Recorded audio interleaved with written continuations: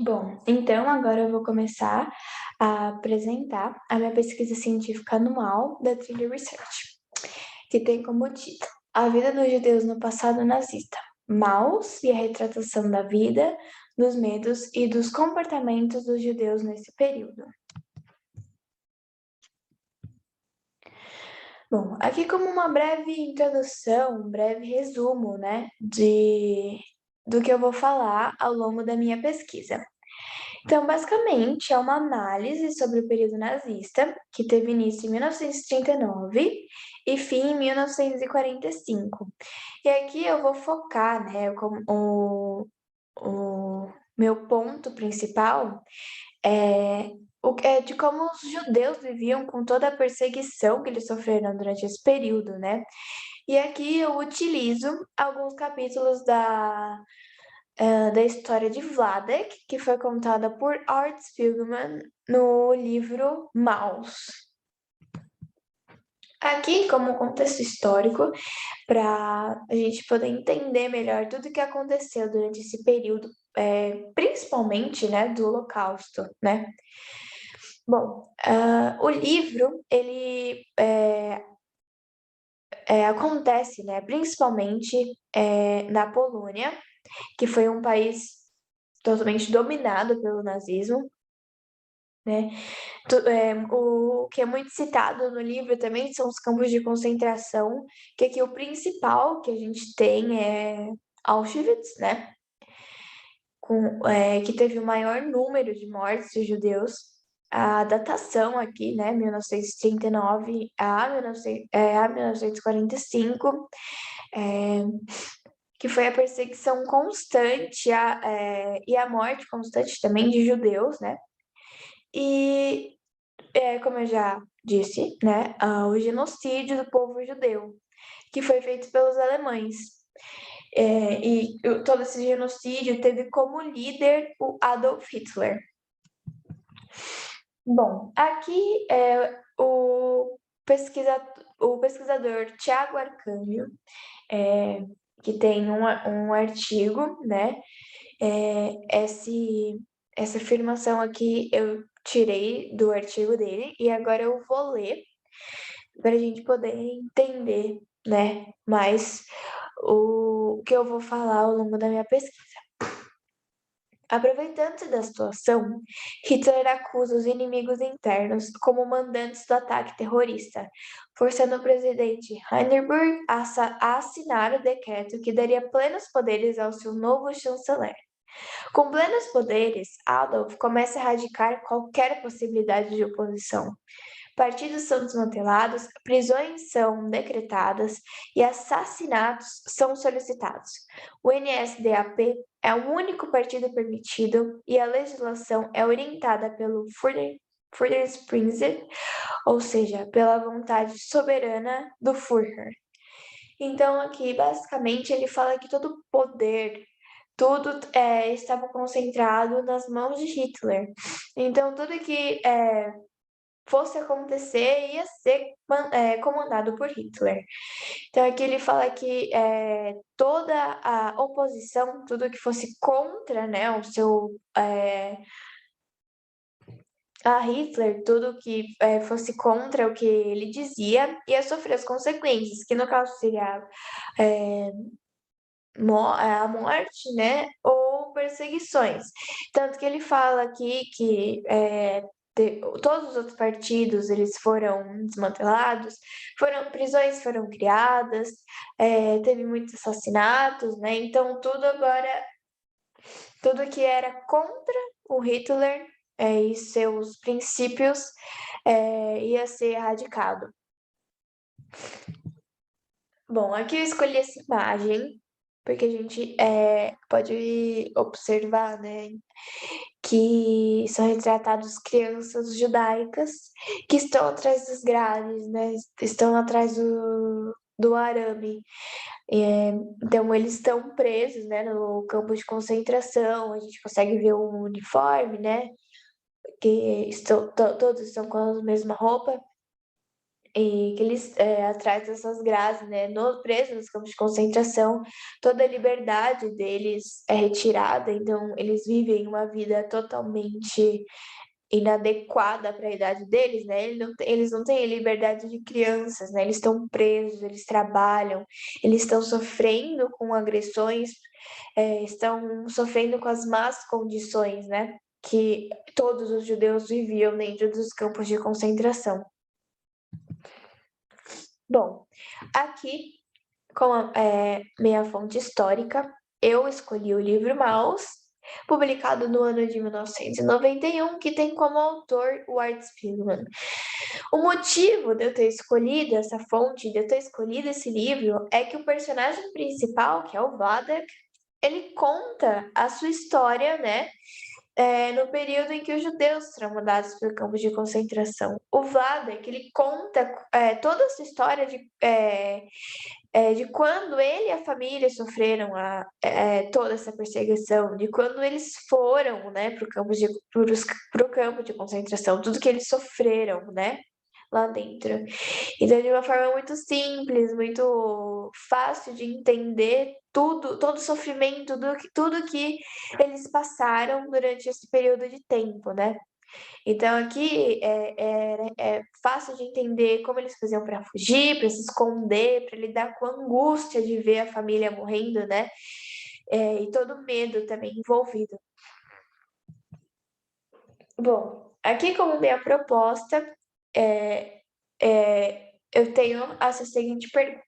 O livro retrata a realidade ao mencionar como eram as vidas do povo judeu durante o Holocausto, como fugiam e como se escondiam. Então, aqui durante a nossa análise a gente vai ter que responder essa pergunta, né? Se o livro ele retrata a realidade ao mencionar toda a história, né? Do Vladek e tudo mais, para ver se ele retrata a realidade de tudo que o povo judeu realmente sofreu durante o período do Holocausto. Então, aqui, para a gente poder responder a nossa pergunta, a gente tem que fazer as nossas análises, né?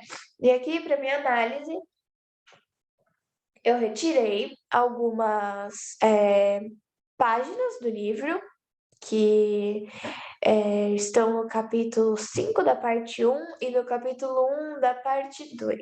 Então, aqui eu começo a minha primeira imagem, né, da página 107, onde a gente começa a análise, a gente observando que os personagens judeus, eles são representados por ratos, né? E mais para frente a gente vai observar que os nazistas, né, os policiais, os alemães, eles são representados como ratos.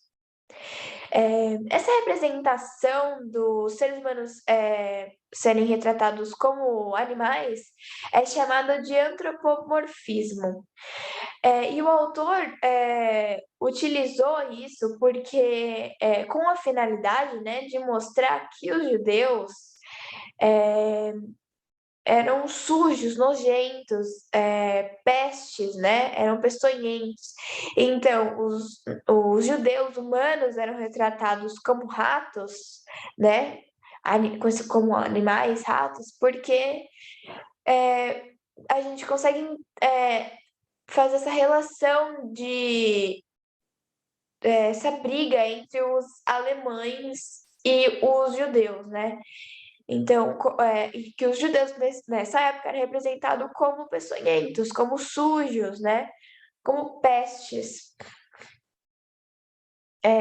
Mas assim, voltando mais para a história, aqui no caso, a gente vê o Vladek, né, e o Art, pai e filho, conversando, e o Vladek ele comenta que todos os judeus eles foram mandados para Esródula, e além de eles serem obrigados a deixarem suas casas, eles foram proibidos de morarem mais nas suas casas. Eles tiveram que deixar suas casas para irem morar em Ródula, né? Além disso, eles tinham que pagar para que outras pessoas ocupassem suas casas, né?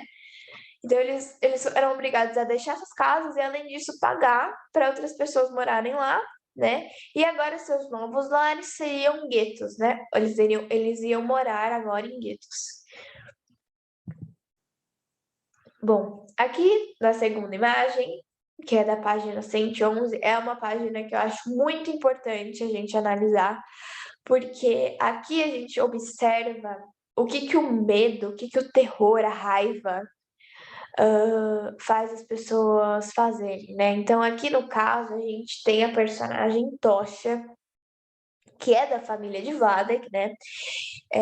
Que ela estava em um gueto separado de Vladek, que estava em outro lugar. E esse gueto, ele foi invadido pelos alemães, né? Os alemães, eles decidiram acabar com esse gueto e todo mundo ia ser levado para Auschwitz. Só que assim, o medo dela, a raiva dela, né? A tristeza, tudo que ela sentia, porque ela negava ir a Auschwitz e morrer, né? Morrer no campo, nas câmaras de gás, e também ela não queria isso para as crianças, né? Não queria que as crianças fossem para Auschwitz e morressem lá nas câmaras de gás.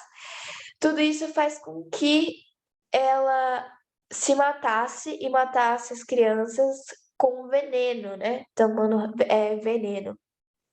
Então, aqui no caso, a gente pode observar o que que o medo, o que que a raiva faz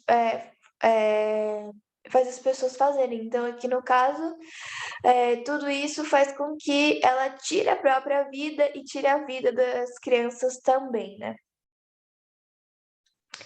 Bom, aqui na terceira imagem, então, na página 112, a gente percebe que os judeus eles estavam totalmente vulneráveis. Qualquer um judeu agora estava sendo levado para os campos de concentração, né? Então qualquer um estava correndo perigo agora.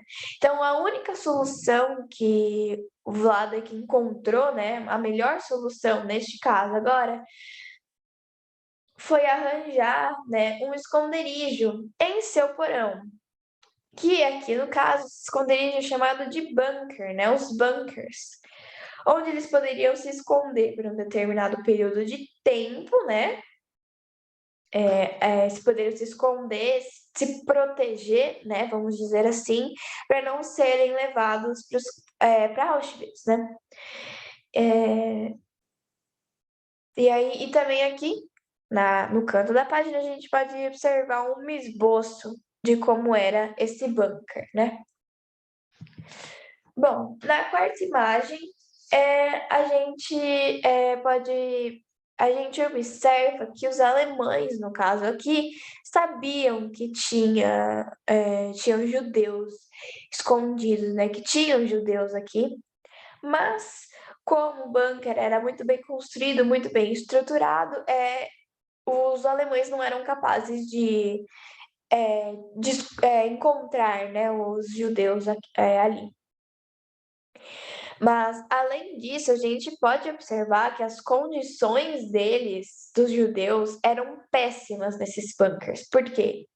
Esses esconderijos eram sujos e eram escuros. Aqui a gente pode observar que aqui ele cita que tinham vermes dentro dos bunkers, né?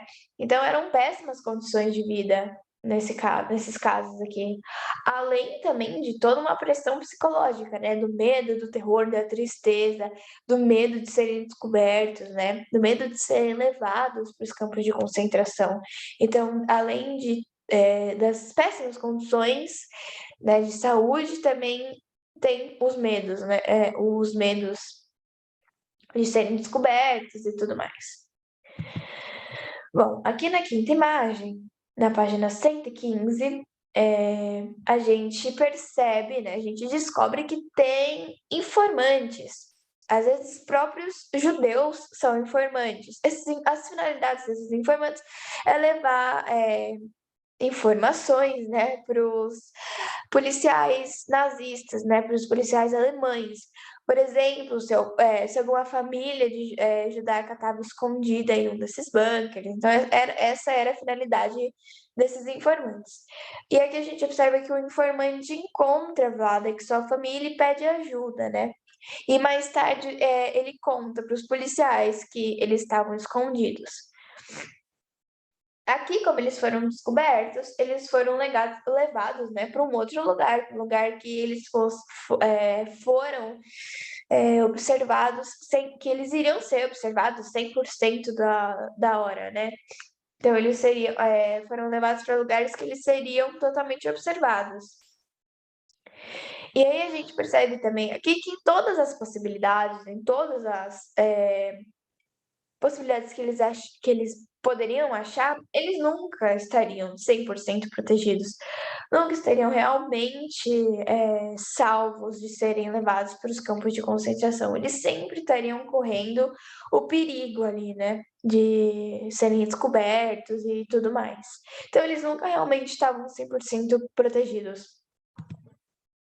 Aqui na sexta imagem, a gente percebe aqui, logo no primeiro quadrinho, ali em cima, que o Vladek, né, e a família, eles estavam nesse lugar protegido, né, onde eles estavam sendo observados pelos nazistas, e eles seriam levados posteriormente para os campos de concentração. Mas aqui no caso, a gente pode observar que o Vladek, ele tá fazendo acordos, né, com o chefe de polícia, ele tá fazendo trocas. E o que consiste essas trocas? Tudo que os judeus tinham de mais valioso. Então, ouro, diamante, relógio, tudo basicamente que eles tinham de mais valioso, eles trocavam, eles, né, faziam esses acordos em troca da sua liberdade, para não serem mandados para os campos de concentração. Então, era muito recorrente essas trocas, né, de tudo que eles tinham de valioso pela liberdade deles. E a gente percebe aqui que a maior parte dos judeus, eles eram ricos, milionários, né? Só que assim, aqui nessa ocasião, não é o mais importante, né? Nem mesmo o dinheiro, o tanto de dinheiro que eles têm, nem sempre vai salvá-los, né? A gente pode observar aqui que a maioria tem muito dinheiro, mas a maioria das vezes eles são, sim, levados para os campos de concentração e sofrem, né? Todo aquele terror, né? E também a possibilidade de serem mortos nas câmaras de gás, né? Aqui, na sétima imagem, eu trago um outro bunker, um outro esconderijo, né? Eu achei bom a gente trazer um outro tipo de esconderijo porque a gente consegue perceber tudo que eles faziam, eles davam o melhor de si para se esconderem, porque o maior terror deles era ser levado para o campo de concentração, né? Então eles faziam de tudo, corriam qualquer risco, pediam ajuda de qualquer pessoa para se esconder, porque o que eles não queriam era ser levados para os campos de concentração, né? O que eles mais evitavam sempre. Então, eles faziam qualquer coisa, né, para se esconderem. Então, aqui eu trago um outro tipo de bunker, porque quando eles perceberam que agora qualquer um estava em risco, qualquer judeu estava em risco de ser levado para Auschwitz, né, eles se esconderam nesse bunker, que era uma pilha de sapatos. Quando eles tiravam alguns sapatos aqui, eles entravam num túnel, né, até chegar realmente no bunker. E ali eles poderiam ficar por alguns dias, tanto que eles falam que agora eram para poucas pessoas, que os únicos que deveriam saber era a esposa de Vladek, né, e o seu sobrinho. Então agora esses esconderijos seriam para poucas pessoas, né, porque eles tinham que se preservar, né, porque agora qualquer risco, qualquer descuido, eles poderiam ser levados para Auschwitz, né. Aqui na oitava imagem, a gente pode perceber que o ponto mais chamativo, né, da página, o mais importante, é quando a Anja ela fica totalmente transtornada, totalmente histérica, porque ela não aguenta a perda dos familiares, né? Então a gente vê aqui que ele perde a avó, né, os avós, no caso, o pai, a mãe, até mesmo o seu filho, né? Então, aqui a pressão psicológica é tanta que ela não aguenta, como nenhum aguenta, como a maioria dos judeus não aguentaram, né? Porque a pressão psicológica é muito grande, pela perda da família, pelo medo também de serem descobertos, né? O medo de serem mortos de uma forma totalmente cruel, que seria, né, as câmeras, morrer das câmeras de gás, né? Então, toda essa pressão psicológica que aqui no caso a Anja, né, sofria, fez com que ela ficasse totalmente transtornada. Então, aqui a gente percebe que é tão difícil para eles sofrer tudo isso, né? É o medo, a tristeza, a angústia, que eles preferem a morte, né? Eles preferem a morte do que ficar nessas condições, né? Do que permanecer nessas condições precárias de sofrimento, né? Então, ali a opção que seria mais fácil para acabar com esse sofrimento seria mesmo a morte, né? Aqui na nona imagem, aqui eu já parti para a segunda parte do livro, né? Quando o Vladek ele se encontra no campo de concentração. No fim das contas, ele vai para o campo de concentração e aqui a gente pode analisar como era a vida dele lá, né? Bom, logo ali, no primeiro quadrinho, a gente pode observar que os judeus, eles tinham uma consciência de que eles poderiam ser levados para os pros campos de concentração, não. Eles poderiam ser levados para as câmeras de gás, né? Que eles poderiam perder suas vidas lá. Então, eles tinham essa consciência da que eles poderiam, né, que eles poderiam ser levados para as câmeras de gás, que eles poderiam morrer lá, porque eles escutavam boatos, né, lá dentro disso. Então eles tinham uma certa consciência, sim, de que eles poderiam morrer dessa forma, né, por meio do gás, né. Mas tirando isso, a gente pode observar que é retratado as péssimas condições que eles viviam lá dentro, né? Por exemplo, o tamanho das roupas. Muitas vezes as roupas eram largas ou muito apertadas, não serviam, né? Então, essa não era uma preocupação que os alemães tinham com os judeus, né? Eles não se preocupavam com o tamanho das roupas que os judeus estariam usando. Então, a gente pode observar que sofriam muito maus tratos, né? Que as condições eram péssimas, era sujo, não tinha roupas adequadas, às vezes a alimentação também era precária, nem sempre, nem todo dia comiam, né? Além disso, também sofriam agressões, né? A gente pode observar aqui que um judeu, ele comenta ali com a polícia, né? Um soldado, falando que o sapato estava pequeno, que não servia, né, no pé dele. E o policial ali, ele dá uma surra, né, com o sapato ali no judeu. Então, muitas vezes eles sofriam muitas agressões, né? E também aqui, como a última análise desta página, a gente vê aqui no canto já, num momento presente, né, entre a fala do Vladek com o seu filho Art, o Vladek, ele mostra seu braço tatuado, né, com o seu número, né, porque os judeus eles eram registrados com números no braço, né, para identificação. E aqui a gente pode observar que o Vladek ele tem o seu braço tatuado com o seu número, né? Bom, com a última página aqui, a gente pode analisar que um judeu aqui, né, ele estava sofrendo por não conseguir segurar suas roupas, né? Não tinha mão suficiente para segurar tudo que ele precisava. Por quê? Porque suas roupas elas estavam totalmente largas. E ele tinha que segurar seus pertences e ao mesmo tempo tinha que segurar a sua roupa, né, para não cair. Tanto aqui que a gente pode perceber também que ele tá com um pé sem um calçado, né?